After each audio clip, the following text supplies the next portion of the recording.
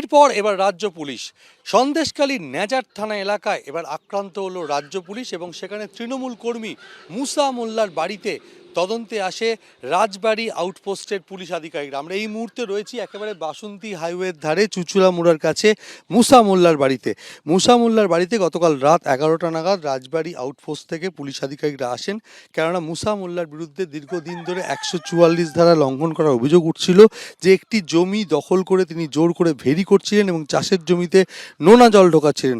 অর্থাৎ যে অভিযোগ শেখ শাহজাহান শিবু হাজদাদের বিরুদ্ধে বারবার উঠছিল, ঠিক একই অভিযোগ ছিল মুসা মোল্লার বিরুদ্ধে। আর সেই কারণে তদন্তে আসে এবং তাকে একাধিকবার রাজবাড়ী আউটপোস্টে ডাকা হয়েছিল, সে হাজির হয়নি এবং পুলিশের পক্ষ থেকে তার বিরুদ্ধে মামলা রুজু করা হয়। তারপরেও মুসা মোল্লা হাজির হয়নি। আর সেই কারণে তদন্তে যখন আসে রাজবাড়ী আউটপোস্টের পুলিশ, তখনই মুসা মোল্লা তার অনুগামীদের ফোন করে ডেকে নেয়।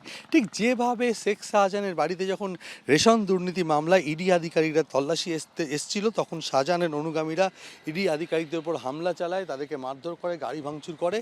ঠিক সেই একই কায়দায় মুসা মোল্লার অনুগামীরা একে একে বাসন্তী হাইওয়ের ওপর জড়ো হয় এবং খবর পেয়ে রাজবাড়ী আউটপোস্টের আধিকারিক যখন গাড়িতে করে আসেন, তখন তার গাড়ি লক্ষ্য করে ইট ছোড়া হয়, গাড়ি ভাঙচুর করা হয় এবং মুসা মোল্লাকে যখন আটক করে রাজবাড়ী আউটপোস্টে নিয়ে যাওয়ার চেষ্টা করছিলেন পুলিশ আধিকারিকরা, তখন মুসা মোল্লার উপরে মুসা মোল্লাকে তখন ছিনিয়ে নেয় তার অনুগামীরা এবং তখন পুলিশকে লাঠি বাঁশ দিয়ে বেধড়ক মারধর করা হয়।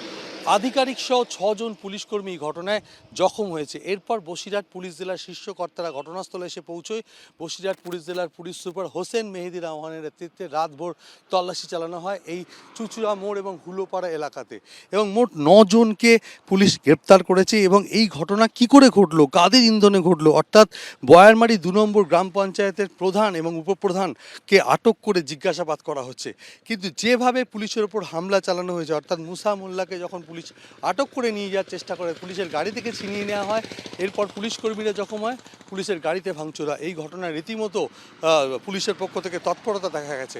ইডির পর এবার রাজ্য পুলিশও আক্রান্ত হলো ন্যাজার থানা এলাকায়।